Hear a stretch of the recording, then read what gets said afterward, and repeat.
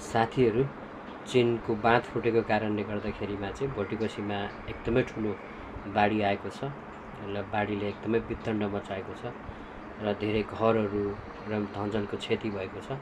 हामी यो भिडियोलाई हेरौँ।